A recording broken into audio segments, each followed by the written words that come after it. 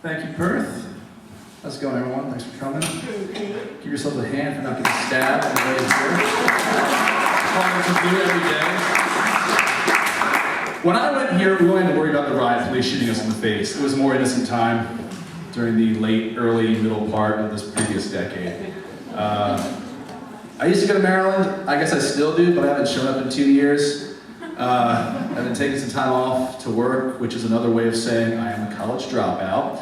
And I really need to make a decision in the next year or so. Like, I either need to go to school the next year or just start smoking 20 times more pot than I do right now. And I don't know if I can be high 40 hours a day. That seems like a bit much. I don't have enough money for that much Chinese food, so I guess it's back to the books.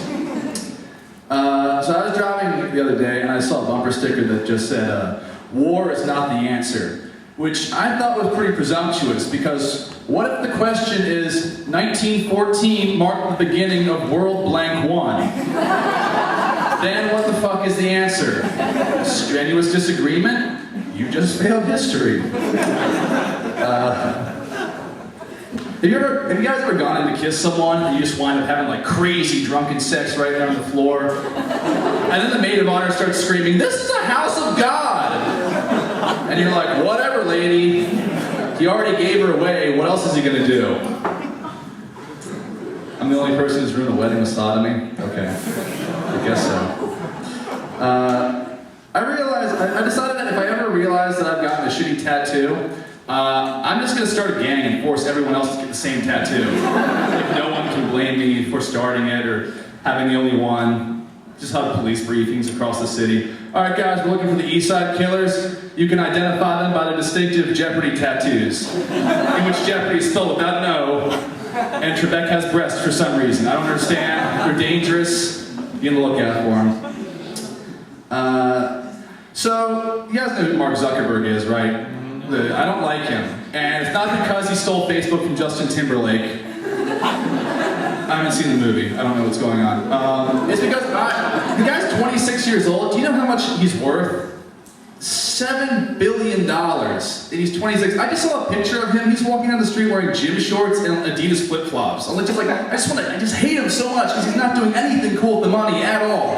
Like $7 billion. If I had $7 billion, I would be like a low-level supervillain. Just like dedicate my life to being as irritating as possible to people. I have a few ideas. First one, you could buy a professional football team for $1 billion. Like any team, I don't know, like the Saints. You could buy the New Orleans Saints for $1 billion. So I would do that, and at the press conference, I would announce that tickets from now on are going to be $1.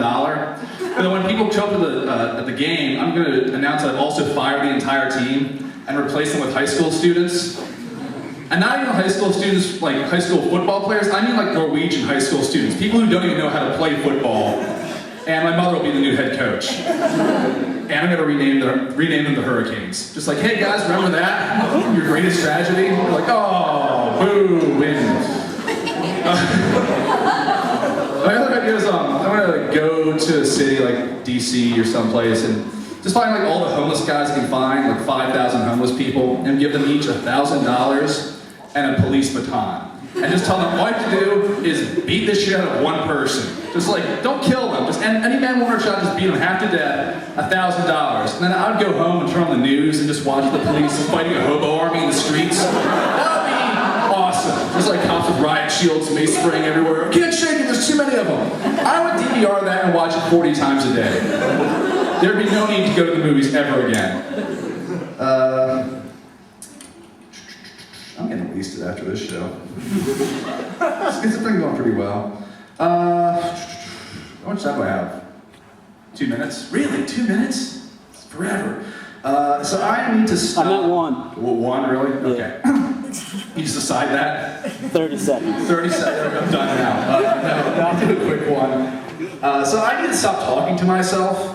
I've been doing that a lot recently, especially with comedy. Because now I'll just recite, like, I find myself accidentally saying, like, out of context punchlines and, like, elements of jokes that in my head are funny and, like, they make sense, but when I say them out loud, people can't hear the rest of it, so they get scared. I was walking down U Street in DC, and there's this girl in front of me, like, half a dozen feet. I was like, "Hey, she's kind of cute." And then I just put my brain on autopilot and started working through this joke that I was working on.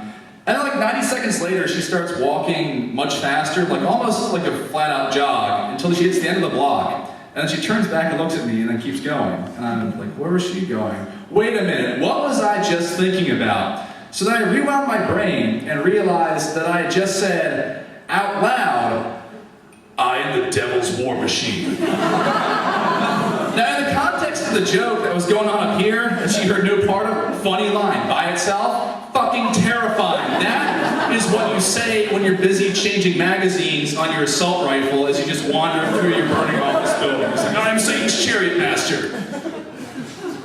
Why didn't you give me the raise? All right, guys. Thanks for coming out. Thanks for listening.